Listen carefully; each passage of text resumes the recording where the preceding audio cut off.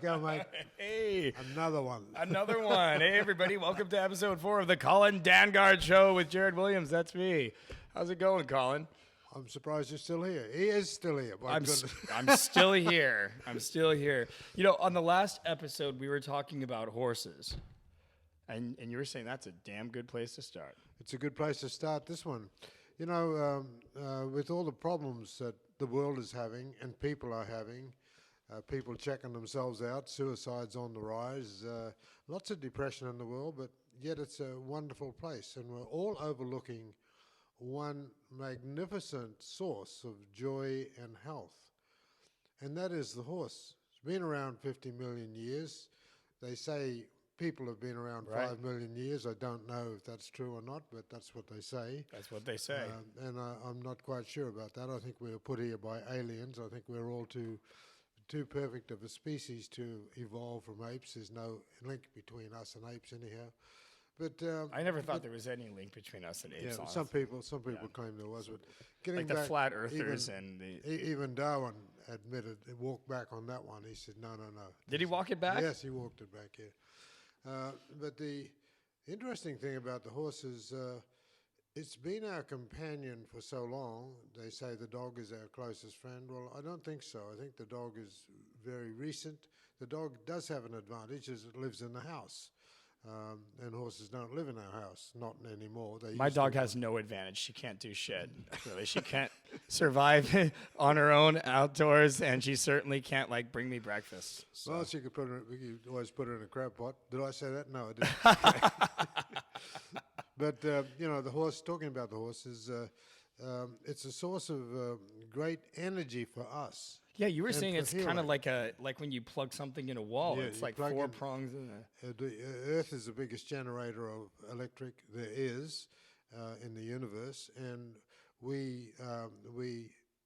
our brains run on electricity. So if we're plugged into a circuit somewhere, that enlivens our brain and mobilizes incredibly well. Now the horse, we have an electromagnetic field that's about 6 feet from our bodies. And so if we're within 6 feet of a horse, he can feel our electrical energy. And he can actually feel our presence from 20 feet, which is the edge of his electrical field. So by merely touching a horse, you get the power of the earth coming up through the horse and immediately into you, which goes straight to your brain center and mobilizes your neurotransmitters, which go straight to your brain and the pleasure center, and you start feeling great. Right. Do you think that's what people call vibes? Because vibes are vibrations, and electricity, obviously there's vibrations in electricity. Yeah, it's a good shorthand for electricity is vibes, you know. Yeah. And that I can see that one. But the reality is, you get on a horse, and I see it so often when people who've never ridden a horse and they climb on a horse, and I love to get people on a horse to get them to experience it. It's hilarious watching you put people on horses, Colin, because you don't give them always the easiest first time. It's like, go ahead and just try running up that hill real quick with it. Well, I love it though. Well, it's part of the thrill.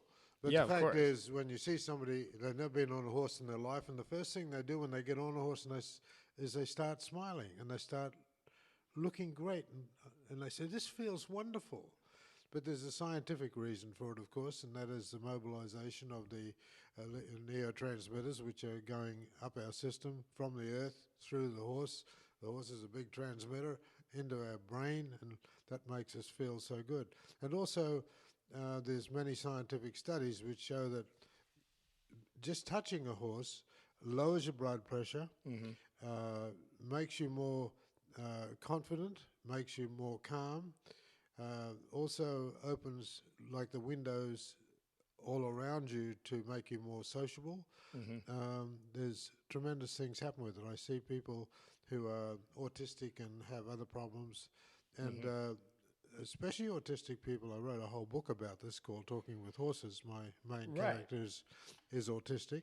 Right. And they can communicate with horses almost immediately and very completely by mind to mind.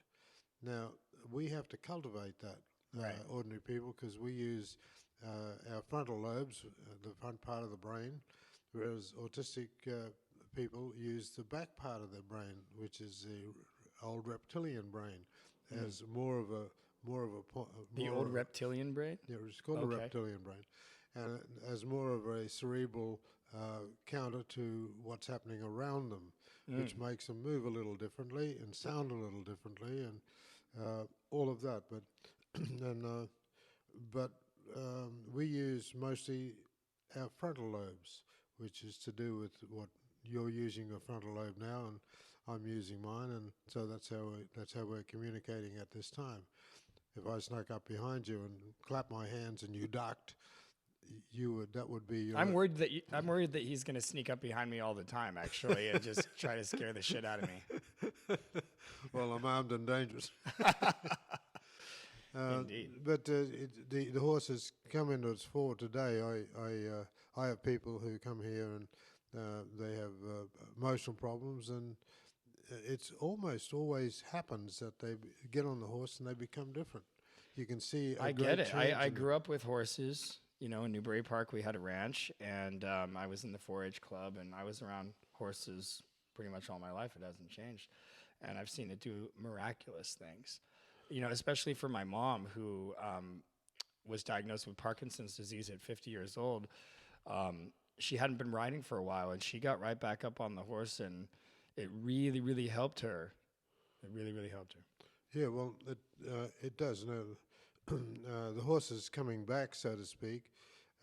Interestingly, it's coming back as a means, more as a means of therapy, and certainly no longer as a primary means of transport. It hardly exists as transport in modern cultures.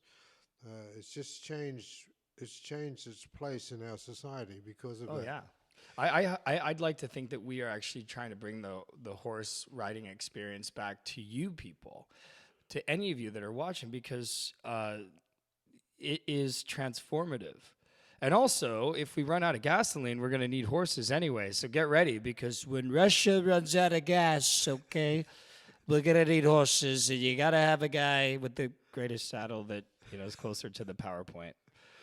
Yeah, talking about gas crises. I remember the gas crisis in the 70s, where you could only get gas on a certain day if you had an even number on your license plate, or an odd number. That was another day.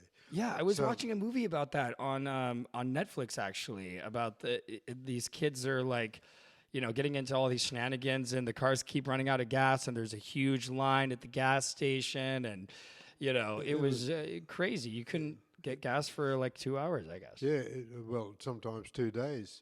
It was incredible. People camped out at the gas stations. But remember once I rode my horse to the Doom Room on Point Doom. I was living on Seadrift Cove, which is about a mile away, I guess. Is that over by Heathercliff? Mm-hmm. Okay, I was just over there the other day. Yeah. Yeah. So I rode my horse over to the Doom Room, and I had a hitching rail there, so I tied my horse up outside and go inside, and I'm shooting. They're like, pool. who the heck is this guy? You were shooting pool inside. I'd been there several times before, and one time before, Steve McQueen was there playing pool, and sure enough, he was there, and there was nobody playing with Steve. So I picked up a cue and said, "Oh, there's $50. Let's $50 on the 8 ball." He said, "You're on."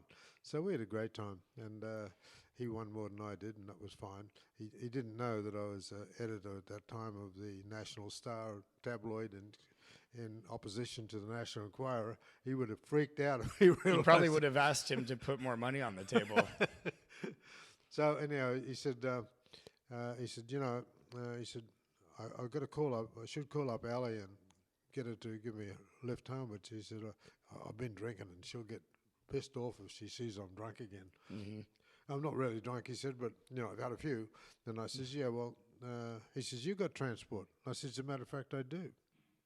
So we go outside the Doom Room, and there's my horse tied up to the hitching post, and I unhitch up, and Steve says, is that your transport? And I says, yeah, well, my car has no gas in it, so this is the way to go.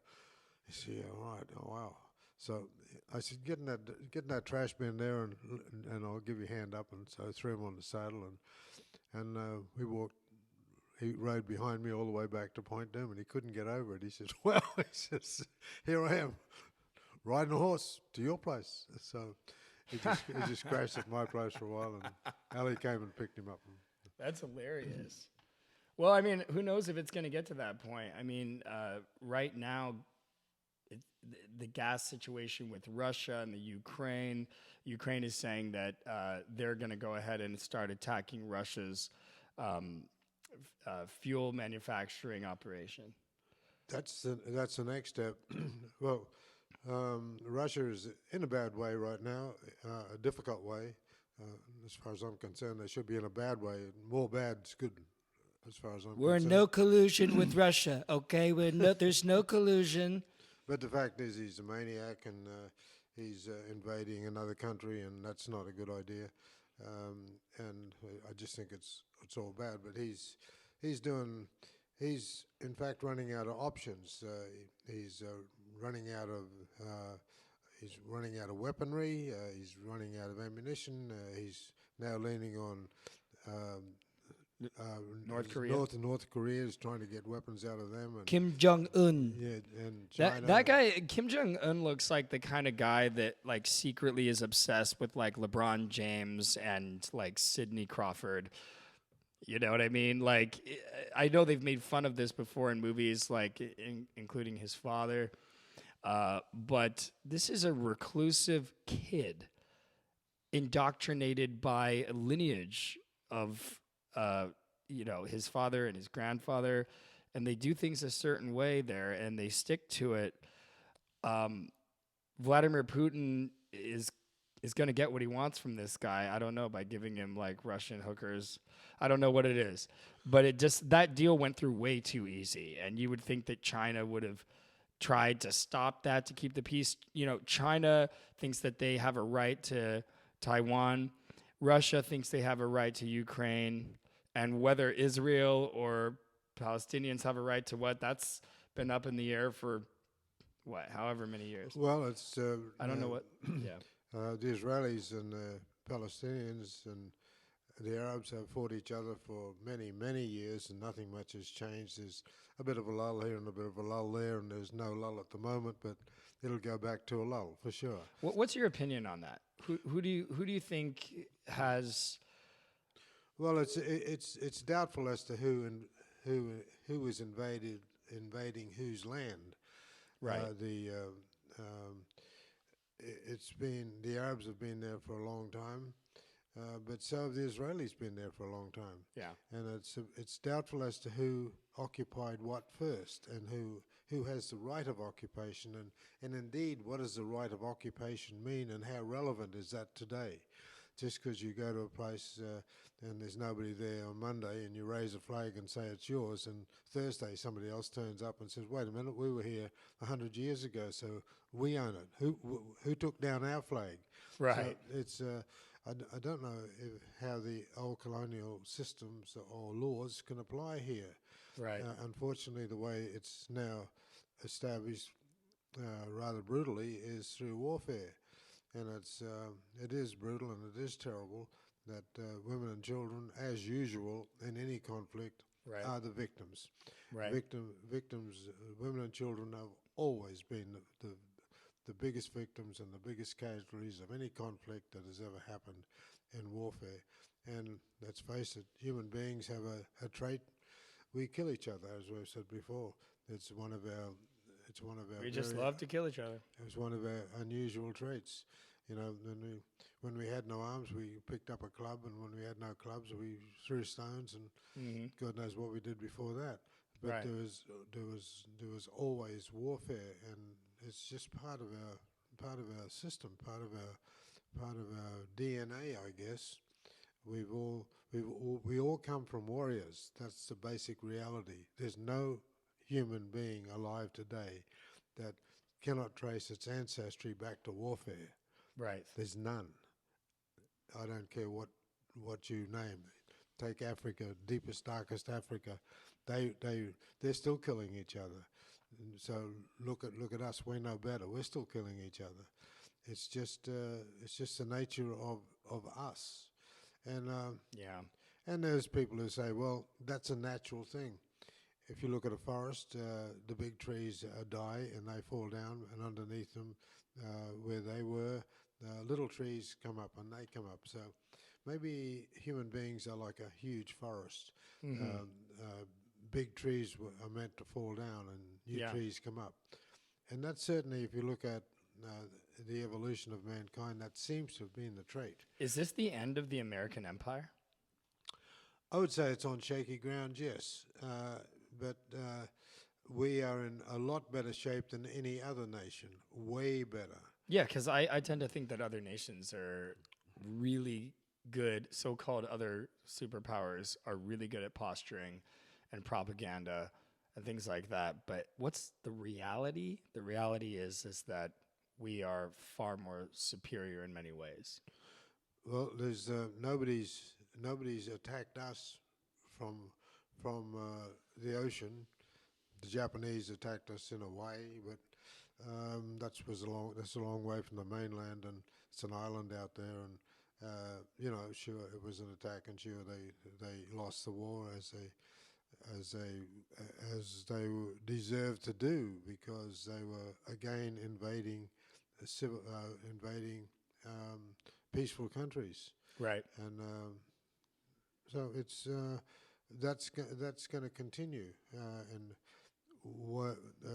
how has America not been invaded? The mainland of America, as I said before, because we are more powerful, have more arms than anybody else.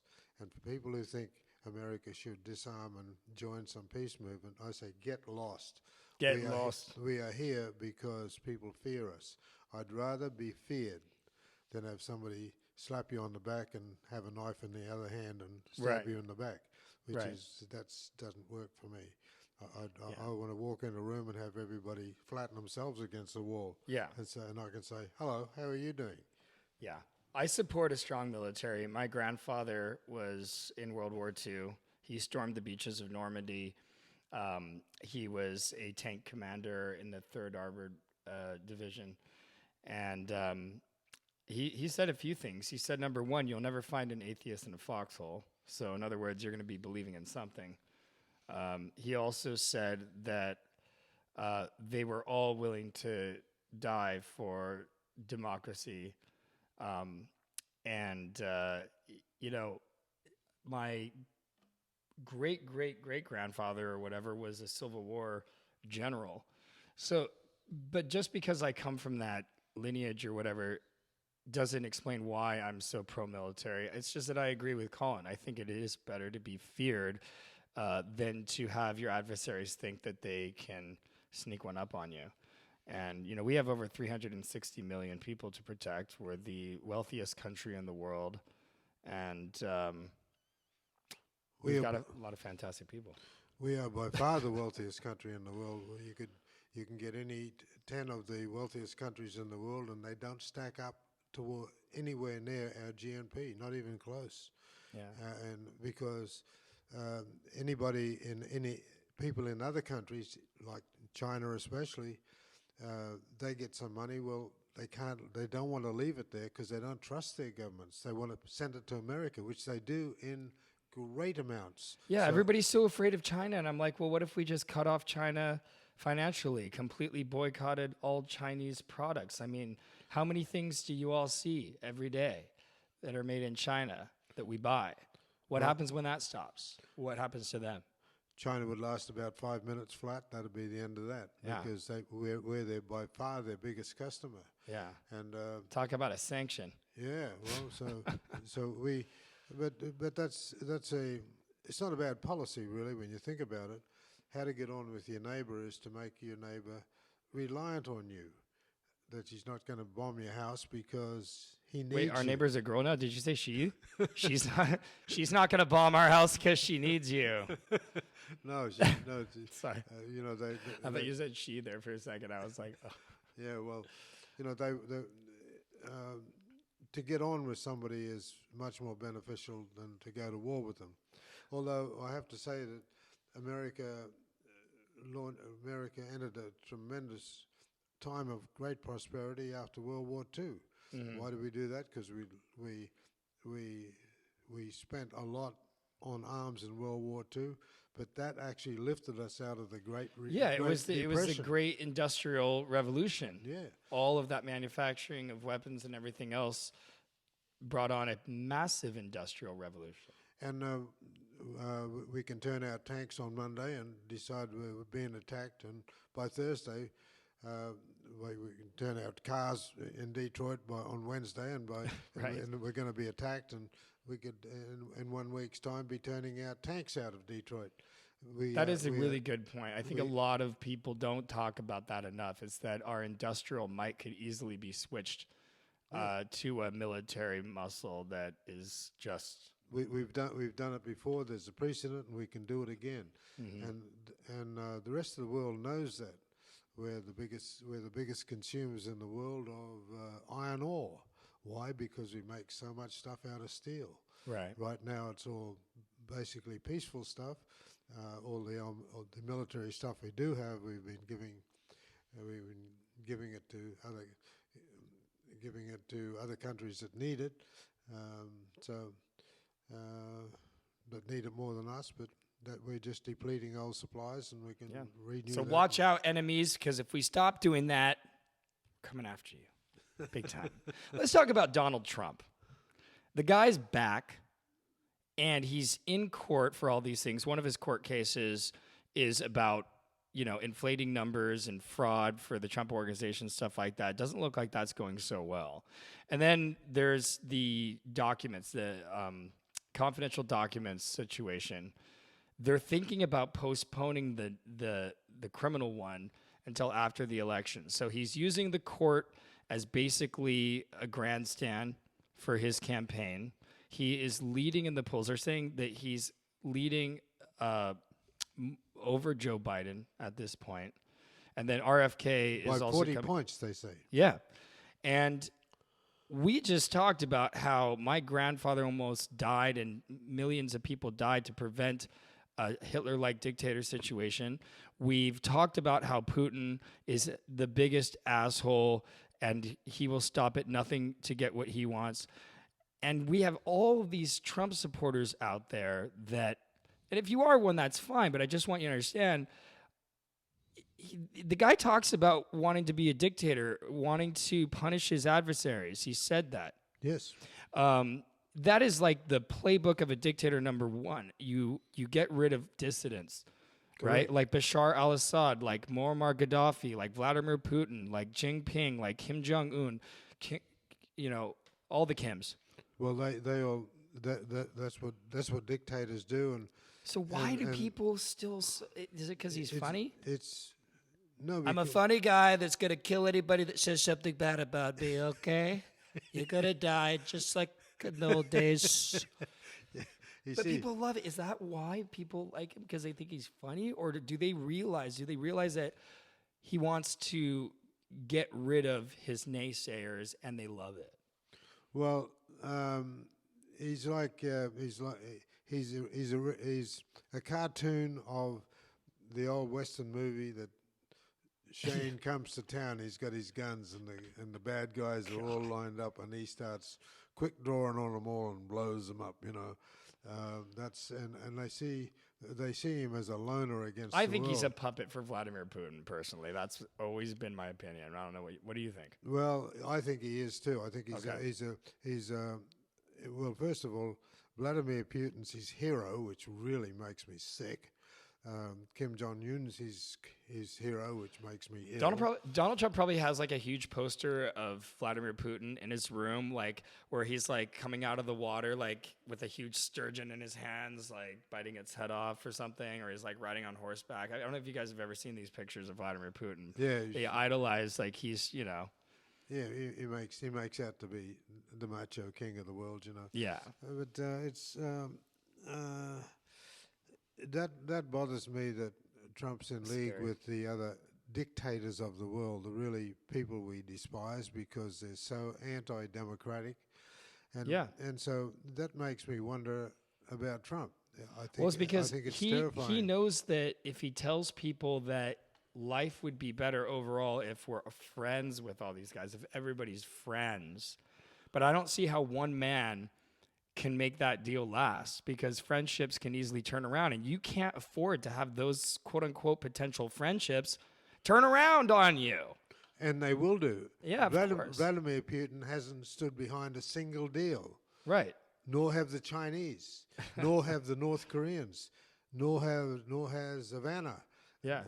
None of these people have done what they said they were going to do, or stayed with any contract with anybody. So what makes people think that they're going to stay with? Well, because they can afford to, because they suck up all their people's money until they're the richest people, some of the richest people in the world. Well, we've given them all money and continue to give them money. I think that's fucking stupid. Yeah, and we're giving money to vast amounts of money to Ukraine, and while I support the idea of Ukraine fighting against the Russians for the invasion, it does bother me that we send all this money to Ukraine and it doesn't do anything. It's being soaked up by all the leaders in Ukraine. Yeah, they're getting further with like little boat drones that they made for cheap. Yeah. And like little drones that like come around and go and like drop something. That can't be. I don't see the billions of dollars paying for that. I just don't know what it's paying for. It's paying for estates in Switzerland, for big places in Europe, and places where they can get their money out and hide it. Well, but I want in on this. Can I like make friends with these people? I want to go on. Yes, that'd be a good idea. You know, but the corruption's unbelievable. And to give money to a bunch of corrupt people is circumspect. If they were really honest, and we felt that they were fighting for a good cause, which is their own country, and I think by and large they are, but there's such a corrupt society, and they always have been. Yeah. Which is one reason why Vladimir Putin moved in on them, because he called it mafia, but he was wrong about that. They're just corrupt. Well, I think he was saying that they were neo-Nazis, which is also mafia, I guess. Yeah. But like still, like neo-Nazis. He called them Nazis, and because Russia has a history of fighting the Nazis, and so he just thought, well, this is a continuation of that. And I think he tapped into a popular idea that they could tap an old enemy called the Nazis, but the Nazis haven't been around for a long time, and I doubt any of them. I doubt any of them are in Ukraine. It just surprises me the kind of shit people will buy in this country, even. Yeah, well, from Trump, the stuff that and then I guess I understand it more when it's a country that has state-run media, and there's not a lot of information, so people have to kind of believe what they hear.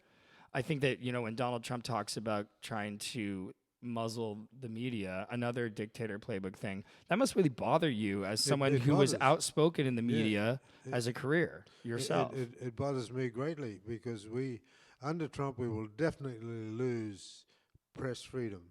It's challenged now. He'll be like, shut up, you shut up, kill him, kill her. Yeah. She's fat, kill her first. Yeah. She's got funny eyes. We don't need her. We don't need. But you can grab him by the. Grab him by the whatever, and that's okay. Yeah. As he says, if you're a celebrity, you can grab any woman however you want. That's part of the deal of being a celebrity. Not in that's what he says. Well, cancel culture apparently doesn't apply to this guy. But if you're Bill Cosby, yeah. Well, but the fact that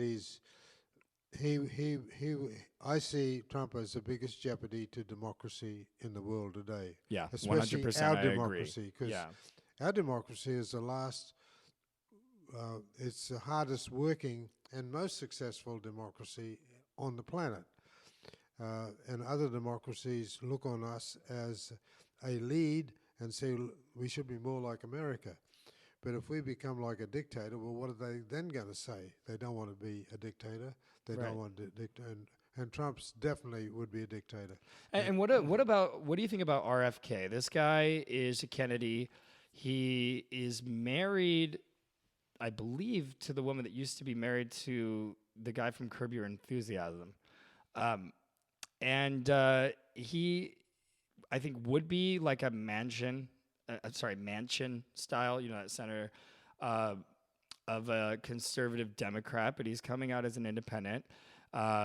Pretty much was labeled as an anti-vaxxer. for a while, and I guess he got popular there with that. But I like a lot of his ideas. I'm concerned that because he's, look, he's handsome, he's younger, he's sharper than the other guys, right? He's sharper than Trump and Biden. But we can't figure out if his candidacy for president as an independent would help Trump or hurt Trump. And we definitely don't want to lose our country to a maniac if we don't have to, right? Well, I think Kennedy would take votes from Biden. That's what I think too. And that would benefit Trump. And that's not in his. Do you think that's potentially in his interest? No, he doesn't realize that that's what he's doing.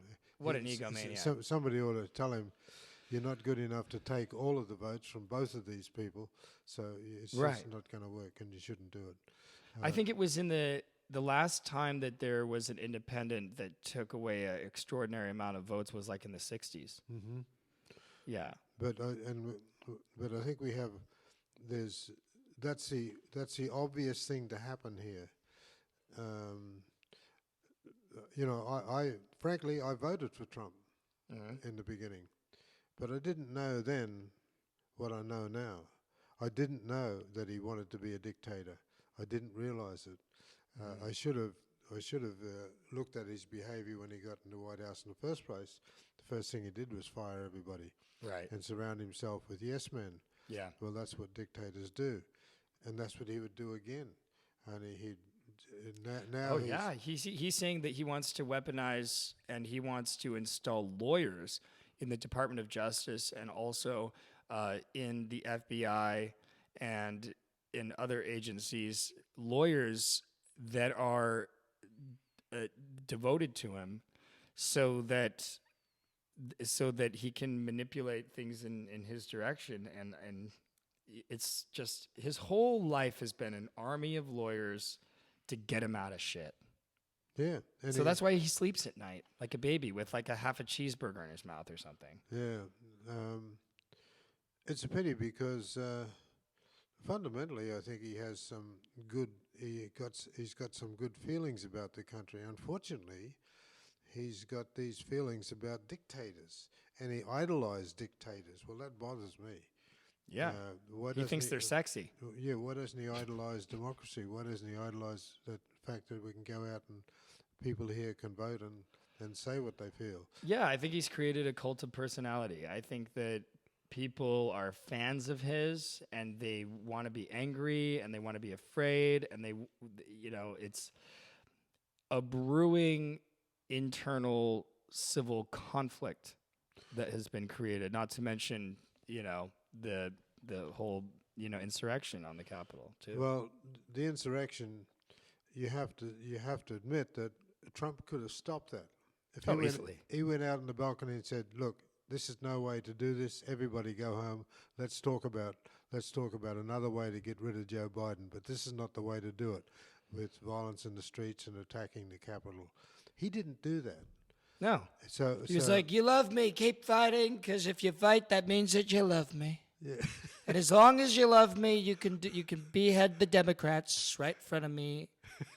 He's bloodthirsty. Yeah, it's a ego. It's a sad thing that he's that the biggest narcissist he is. that's ever existed. He's completely narcissistic. But and Kennedy worries me because he's going to be successful to some point, but he's going to put. If Kennedy runs, that's a sure thing that'll put Trump in the White House. I'll tell you now, because the votes, where the votes going to come from? They're going to come from Joe Biden. Come from the Democrats. Yeah, that's for sure. Yeah, and and with Joe Biden, like, look, I'm a big Joe Biden fan. His career, overall. Forget about his son. Everybody's like, "Oh, what about Hunter Biden?" Da-da-da. Yeah, the guy's a freaking whatever. But the Trump sons, like, do we know the whole story on what they've done and got away with and whatever? We don't. But at the end of the day, I think Joe hasn't had any scandals really or issues in office. There's a lot of people that surround the president to make sure that, if he's of some form of sound mind, and he is, Joe Biden is, that, there aren't mistakes. I mean, there's checks and balances for this reason. There's a lot of people there's hundreds of people that work around the president that are brilliant people that could be president themselves under the right circumstances. And that's why you have cabinets and stuff like that. And it's just like Americans today, Colin, it's almost like they have all eyes on the president and they don't think about the cabinet. They don't think about the people that he's put around himself and consider that as well. Well, we have a democracy. Everybody can say what they want to say. Sure. And you can get behind somebody who's got your point of view and vote for him. That's called democracy. But I think that the biggest thing, the biggest challenge we are now facing amongst I Americans say vote for the team. Is which team is better? There's a sense of there's a sense amongst people that all is lost here, that we're in a bad shape. But I just keep saying that we're in better shape than anybody else. And we can't compare ourselves with Martians. We've got to compare ourselves with other people on this planet. And where else would you rather be? Honestly, what other country would you rather be than this one? We couldn't do this in Russia. We couldn't sit here and be shooting the president or blasting our heads off. We couldn't do that. We'd be in jail tomorrow, probably before we stop talking. So this is a great thing that we can do a podcast and say what we really feel. And I'm expressing my... From a high security place nestled in the mountains. So if you're going to come for us, just don't waste your time. Not a good idea. It's not a good idea. I have fast horses. And plenty of weapons. So. Fast horses, exactly. See, this is where you need horses, right? Everybody needs to buy a ranch and get some horses. Well, the horses coming back, it sort of went away somewhat. My problem, my big fear with the horse is that it's losing its riders. Yeah. I'm the last of the crazy riders. If you ask me, every other morning you hear me get up at dawn and I'm saddling a horse and I'm galloping through the Malibu hills here. Well, I don't know any young person who does that. I'm 81 and I do it. I've never met another young person who will do it with me. They ride around arenas. Why are you giving me that look like... They ride around... Would you, Jared? I've thought about it. I should do it. The idea... I want to, yeah. The idea most young people have of riding a horse is, going for a sedate run around the arena or something like that. But to go out and into the wilderness where there are bears and drop-offs and big cliffs and nasty ditches, and you're doing that at the gallop, and when I ride a horse, I've become one with the horse. So I want to feel the horse, I want to talk with the horse, and I want to get in his frame of mind. And the horse doesn't want to crash either. The horse doesn't want to go down and have a broken leg. He doesn't want to do that. So he's going to do everything in his power. A lot of people, when they get horses these days, it seems like it's an accessory kind of thing. Like, oh, look at the horses. Do you want to pet the horses? And then maybe we'll take them around the arena for a little ride. And it's like, no. Get out there, and that horse wants to run. Yeah, they do. And there should be a rush. And, well, I don't know. I ride as one with the horse because that's what I've always done since I was 2. And I like to feel that. I like to feel that rush. You galloping along and you're feeling this magnificent animal under you. It's a spiritual experience. Yeah, and you're plowing and you're cantering down some steep, perilous hill, and it's dangerous. The horse knows it's dangerous. Everybody knows it's dangerous, but you're doing it. Yeah. And why you're doing it? Just because it's there. Have you ever? Not because you have to. Riding a horse, like galloping along the beach in the ocean. Yeah, that's that. Yeah, I've always wanted to do that. I've never done it. Yeah, I've done that. I used to live down at Seadrift Cove and down on Zuma Beach there. And when I was down there, you could gallop a horse on the beach, and I did that very regularly. I had a horse that liked it so much he wanted to go in the water all the time. So I put a 100-foot rope around his neck and paddle out, and then turn around and surf him in. As the waves would pick up his big belly, and he'd start surfing, and then I'd pull myself and roll on top of him and hang on to his No his mane. way. And he'd go surfing in until his feet hit the sand, and then he'd rush up the beach, and I'd jump off and hold the rope and take him back again. That's another bucket list thing, is like swimming on a horse. You can do that. Yeah. That's so cool. Yeah, horses can swim very well, and they swim naturally. They were born swimmers, and they have a big bulk that holds them up. Wow. You know, they got a neck that lift up, and their nostrils will stay out of the water, and that's where they breathe.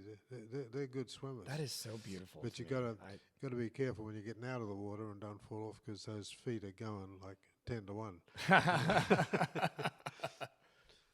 Yeah.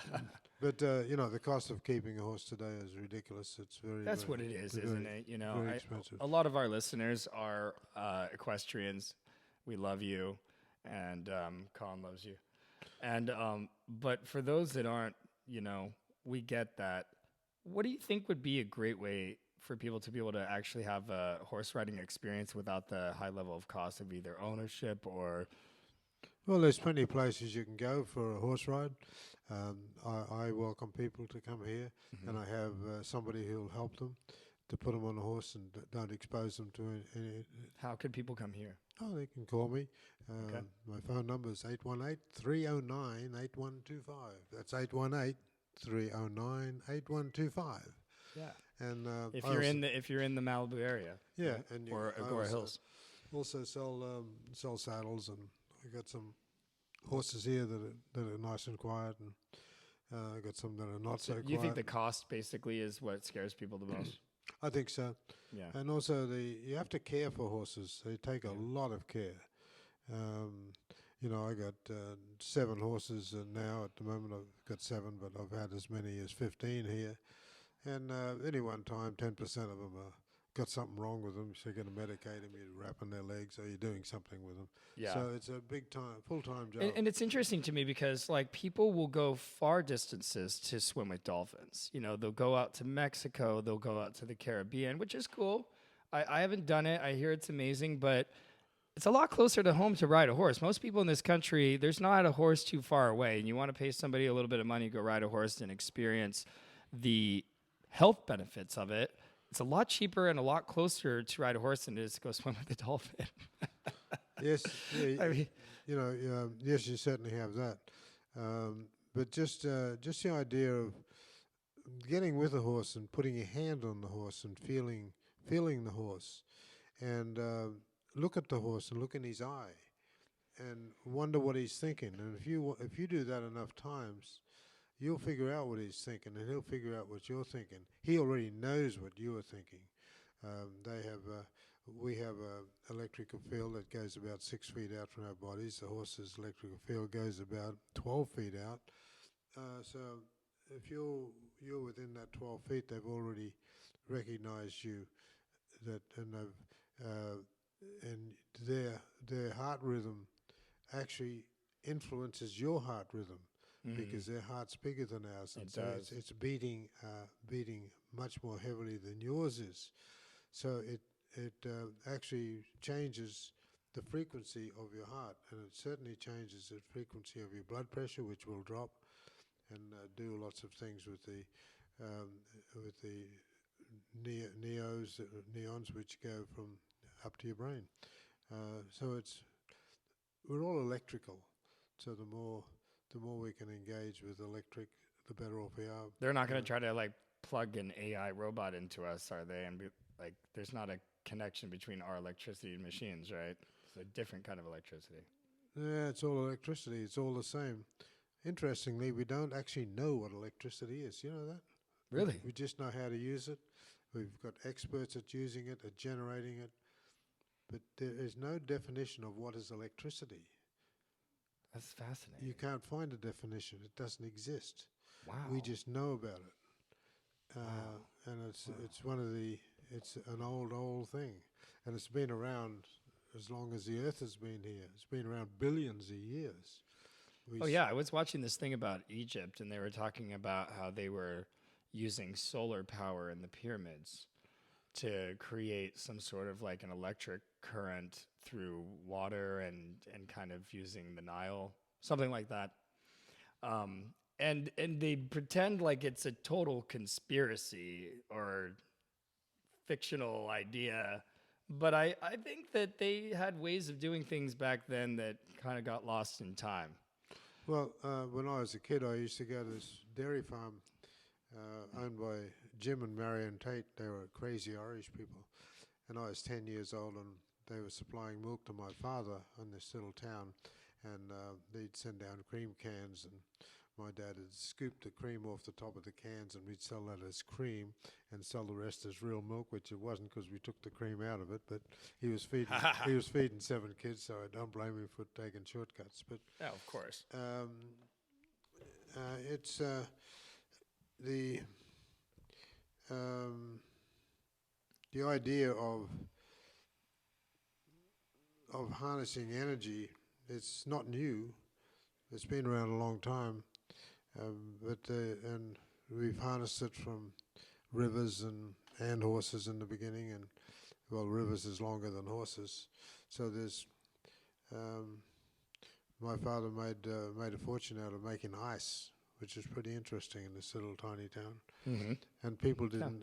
It shows you how much has happened in even my lifetime. People didn't know what ice was. There were no refrigerators. Right. And he would dress up as a polar bear and get his old ice truck. Oh my gosh. And he'd have a big old tub of ice cubes, which he manufactured big blocks of. Your dad always had a gimmick, didn't he? Yeah, he was funny. And he'd drive down this little town of Mariba, and dressed up like an Eskimo, and he'd throw ice cubes out over the back, out the side of the truck, and people would scramble for these ice cubes. Oh my God! Yeah. But once he sold a block of ice to a rough old guy from the bush, came in his wagon, and he wanted to buy a block of ice and take it out to his cattle property, 150 miles in this little town, and he came back a week later, and he really gave my dad a real slap up the head.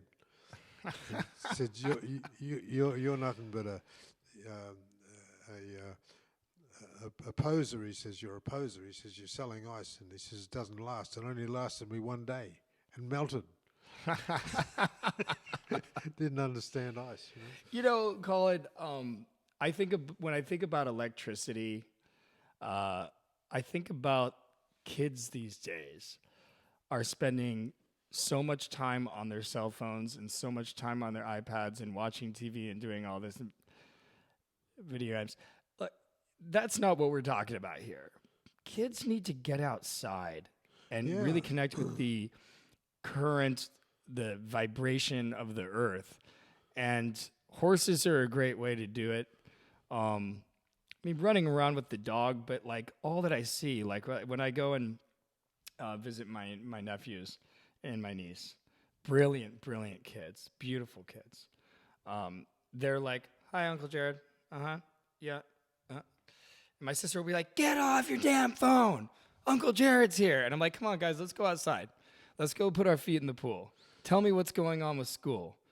Like, not this like sideways kind of while they're in the middle of all these things. I mean, that's not the kind of electricity we're talking about here. Well, there's easy. We are the wilderness is pretty accessible to most people, and certainly was for me as a kid. Well, that's where I went because I couldn't be any other place. I had a speech problem, and that's what I did. But I took off all my clothes, like I said already, and covered myself in mud, and I became part of the wilderness. I became an animal myself.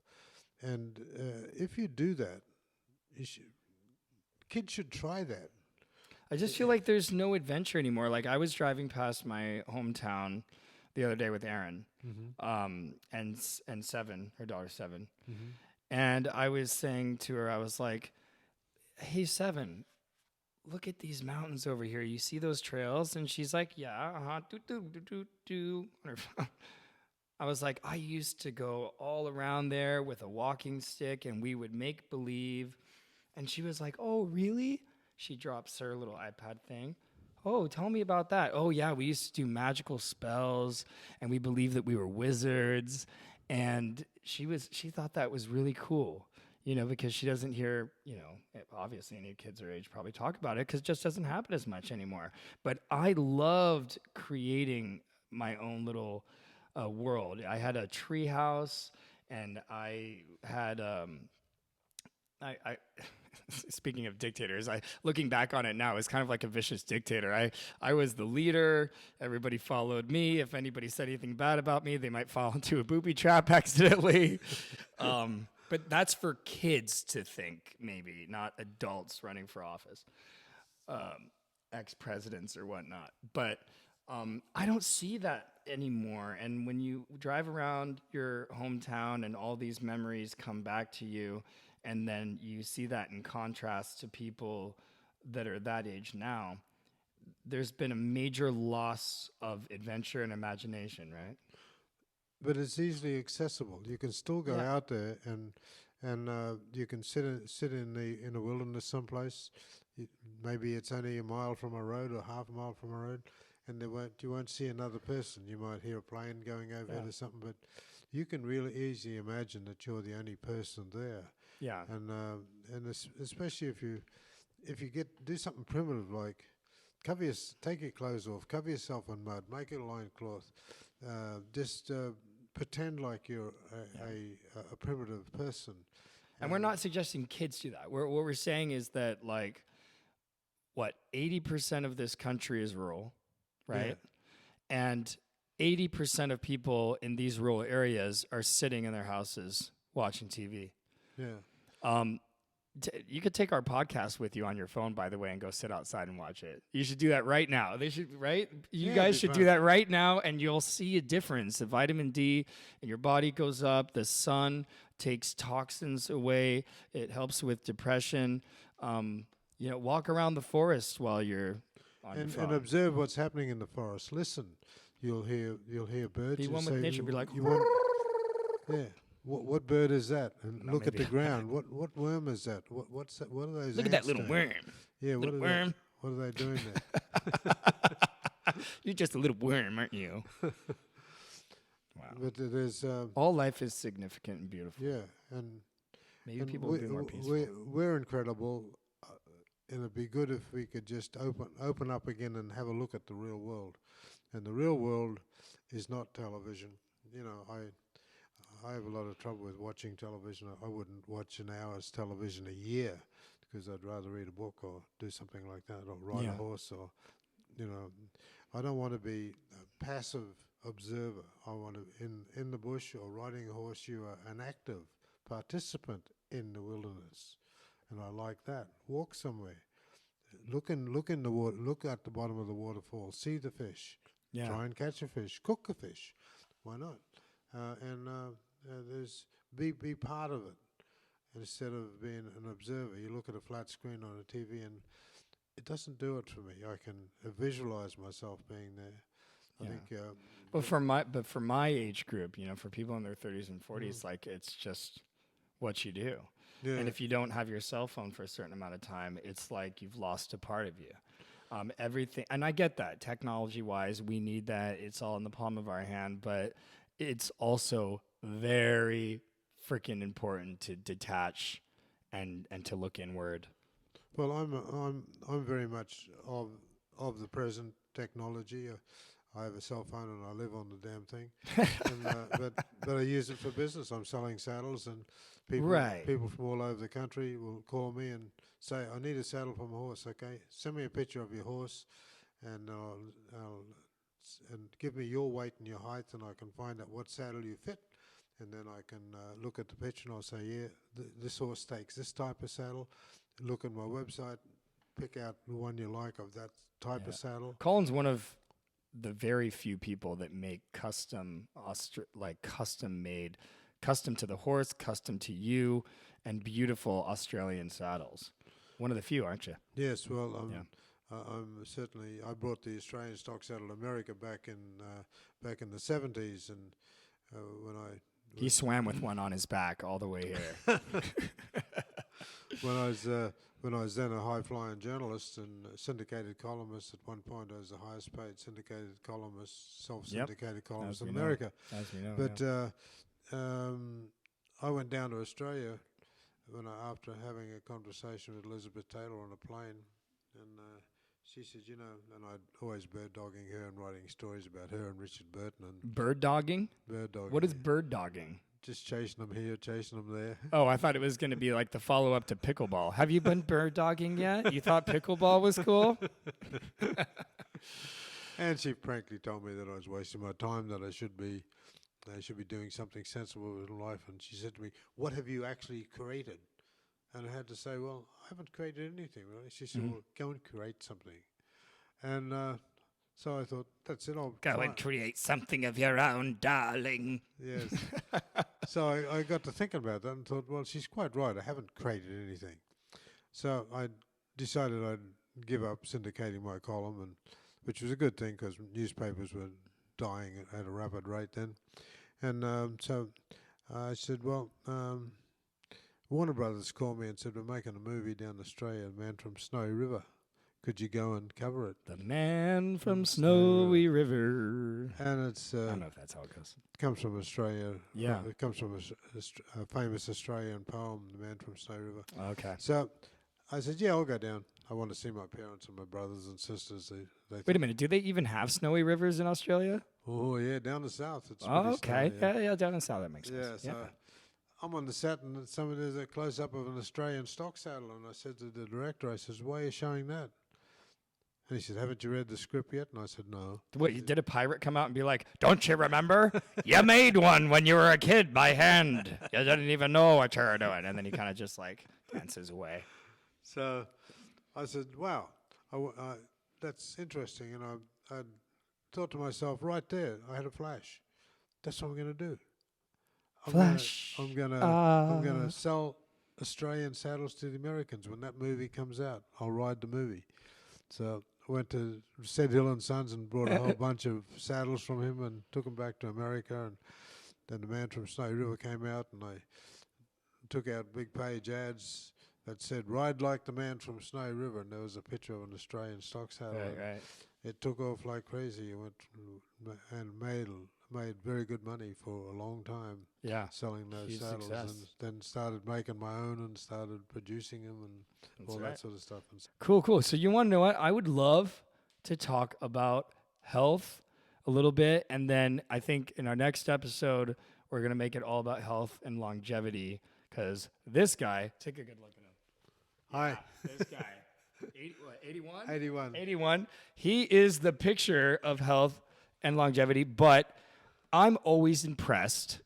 And this is where I get really, really excited. I can see the look on your face right now. You know what I'm going to tell.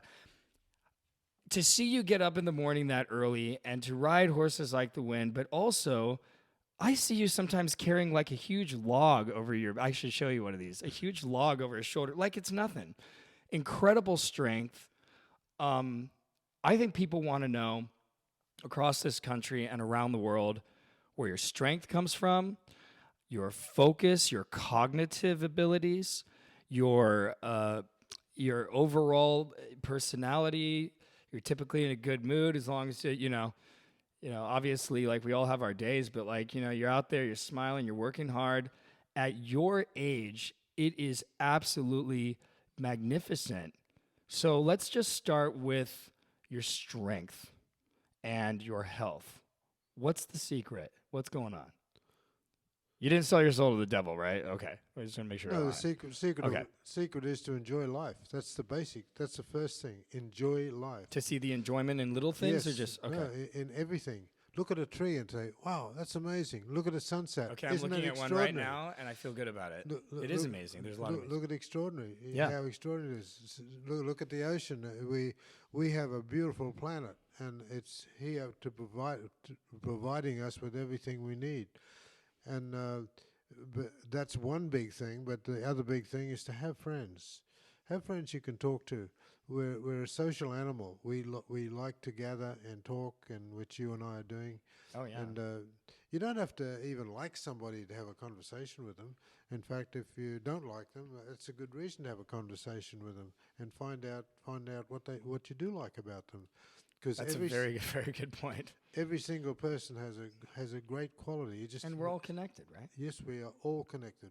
We all come from this proverbial Adam and Eve. We all came from one family. I like to call it the interdependent web of life of which we are all part.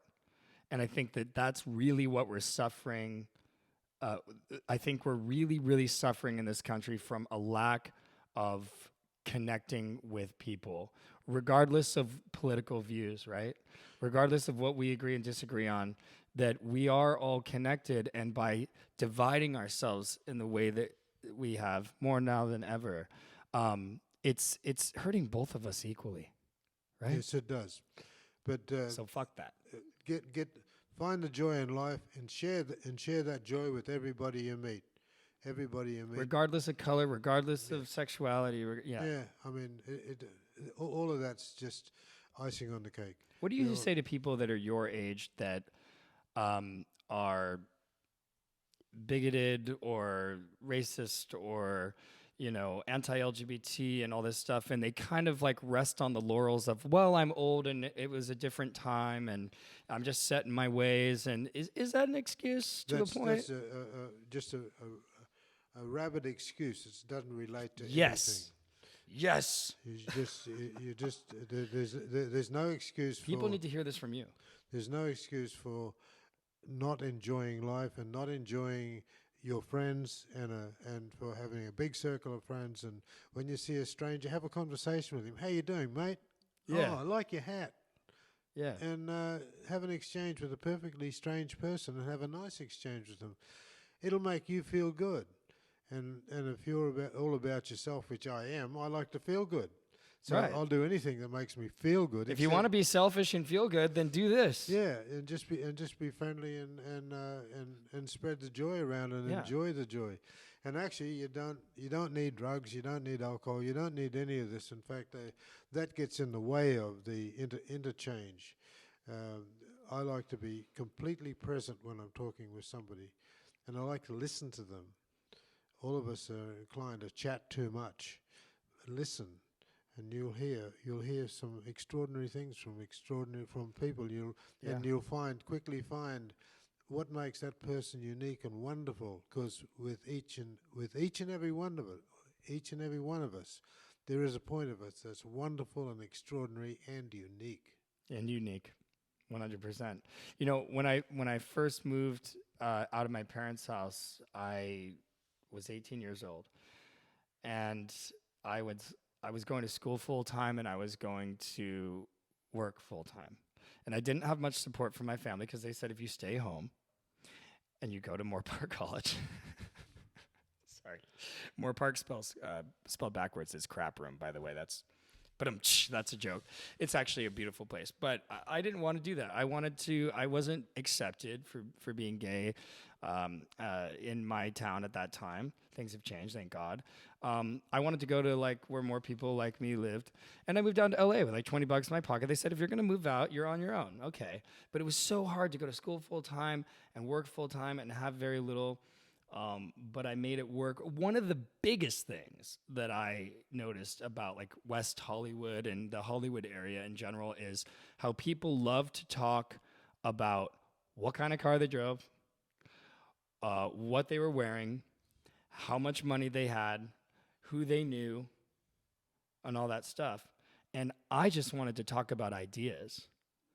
You know what I mean? And whenever I talked about ideas, because I wanted to be a filmmaker and all this stuff, they'd be like, well, you just want something from me, or you just want to work for me, or you just are trying to use me as a stepping stone. And I'm like, okay, so in order to get in with you guys, I have to wear the right outfit, drive the right car, have a certain amount of money, and then if I have all that, then I can talk about ideas, and you're willing to listen because you don't think I'm trying to get something from you at that point.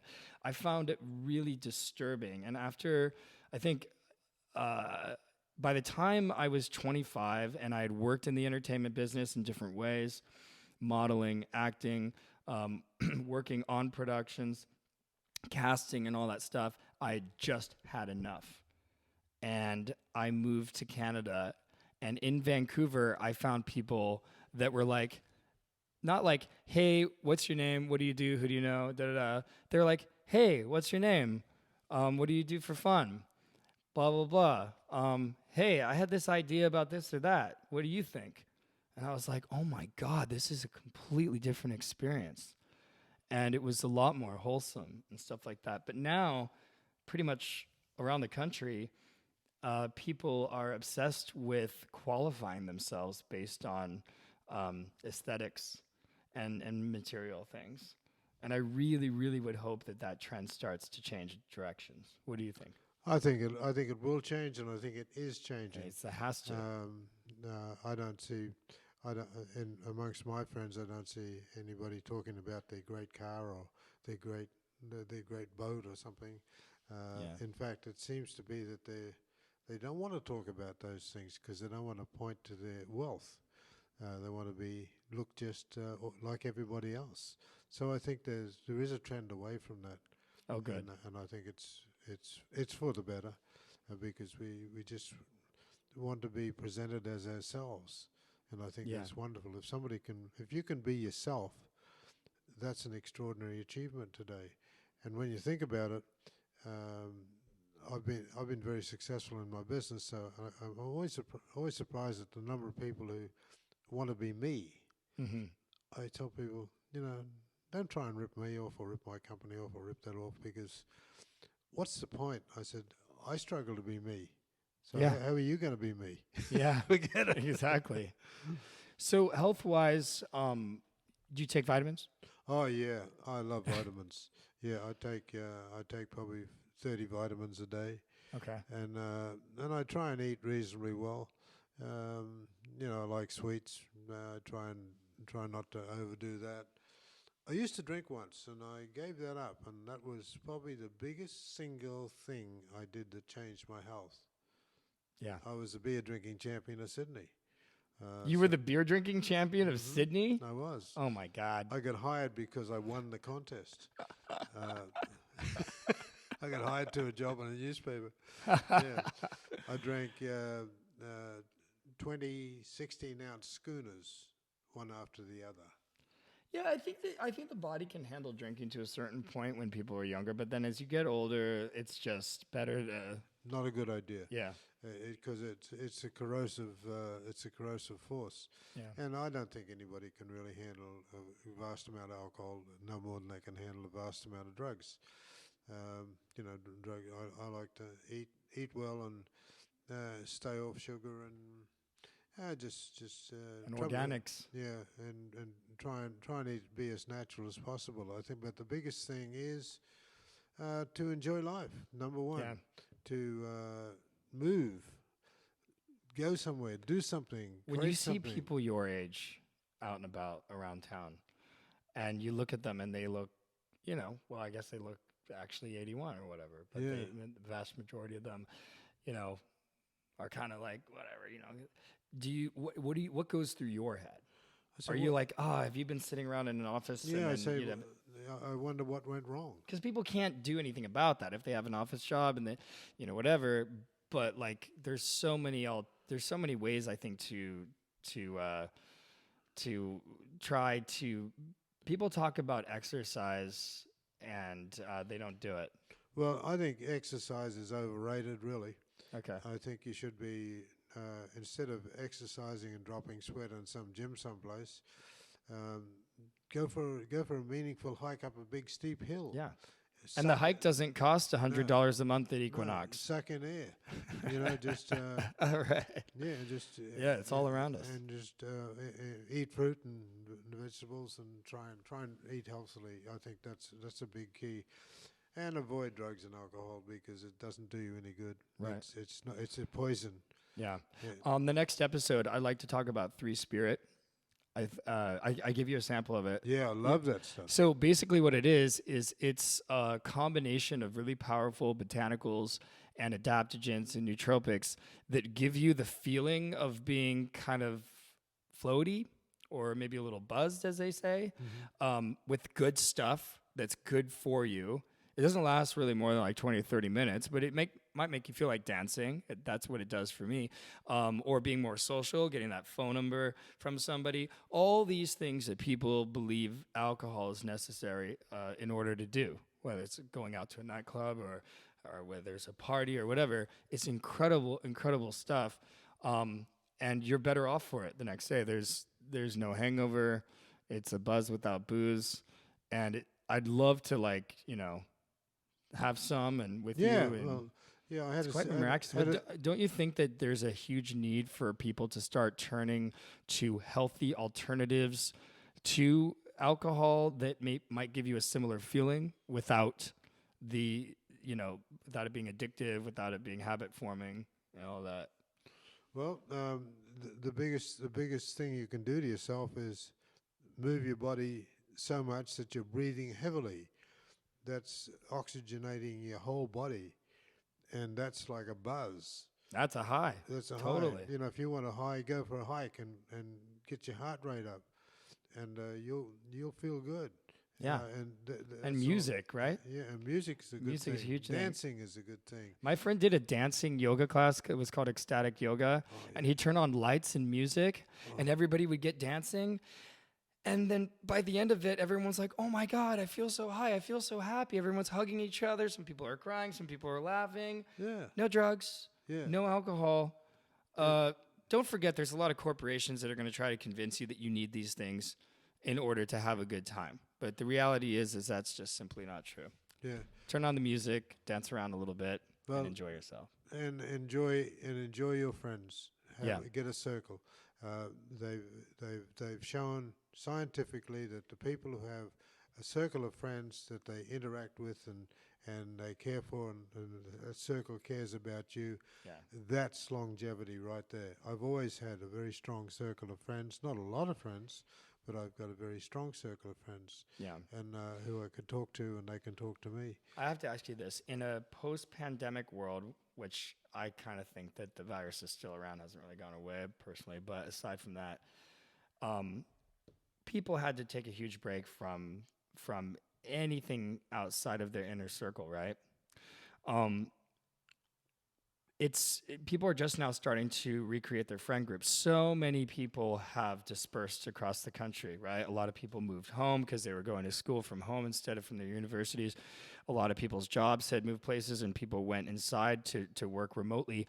What would be your suggestion for people that are like, okay, cool, have a great circle of friends if I want to live a happier, healthier, longer life? What would you say is the best way for people to make new friends in this day and age? I think the first thing is to get with people, find what you like. I like horses, so I like to hang around people who have horses. Well, I don't hang around people who have airplanes. While I don't mind airplanes, but I don't like anything I can't really hug. So I like that one. Yeah, I like that. So I don't like anything I can't really hug. So find an activity you like, and with that activity will be a group of people who also like that. And that's what you... surround yourself with people that are doing what you want to do. Yeah. Your best mentor is sometimes just about 5 years ahead of where you want to be. And what I've been thinking a lot about lately, because I want to make more friends too, actually. I mean, like, I have a lot of friends. I love you all. Acquaintances, people that have followed me online, or I've followed them. But a lot of my friends have left Los Angeles, and so I was thinking, if there's a new trend of love, and hopefully Colin and I can create this on our show, it might be easier to bump into somebody at a cafe or out on a hiking trail and be like, "Hey, how you doing? What's your name?" Maybe they'll be more receptive. I'm going in that direction right now of trying to make friends with strangers, but people are so weirded out. And I want the weirdness to end, because if we end the weirdness, it would be so much easier for us to make more friends that have things in common with us and start to enjoy life better with that. Well, I think your approach is necessary. You don't want to look like a panhandler or something like that. Yeah. But if you just make a comment about, "Oh, I like your hat." Yeah. "Oh, yeah, really." And he says, "Yeah, thank you," and he goes on and doesn't want to talk to you. Well, that's okay too. But if he says, "Oh yeah, I got this I went to a rodeo and I got this from a guy selling it at a rodeo." What happens right now, actually, Colin, is like people meet everywhere, and they get each other's Instagram or socials, right? And then it kind of stops there. It's like, oh yeah, you're cool. Yeah, what's your Instagram? Do that. Because people feel like they want to build their popularity in scope, but in the reality of actually like reaching out and following up and actually like, making plans to do things, that's where there's this big shortfall. Well, doing stuff takes an effort, doesn't it? You got to go somewhere. People don't want to make effort these days, do they? No, it's not effort. So it's a bit that's a bit difficult. Yeah. That's why I guess I like horses, because I feed them and talk to them, and I can have a conversation with them, and they can have a conversation with me. But I do like my friends. I do like people, and because there's no replacement for that. And you asked about longevity. Well, if you live alone, you have no friends, you will have a short life. Guaranteed. People who live in the worst punishment that you can do to anybody on earth is put them in solitary confinement. Right. That is the worst punishment. Somebody would rather take a physical whipping and the pain of that than to be in solitary confinement. That's how valuable socialization is to us. We're a social animal. Yeah. There you go, mate. I think I need to join a sport. Anyways, well, we're looking forward to seeing all of you on our next episode. And also, if you're watching us on YouTube, make sure that you like and subscribe and leave a comment. Tell us what you think. You could also find us on Spotify at The Colin Dangaard Show. We're also on iHeartRadio, The Colin Dangaard Show with Jared Williams, and pretty much almost wherever you like to listen to or watch your favorite podcast, right? And if you want to check my website, it's colindangaard.com. Lots of information on colindangaard.com, and you can find ways to get involved with the power of horses and much, much more. Thank you all for watching. Thank you. For there was time, beyond time and space, a pleasure, forever. I look for your face, beyond time and space.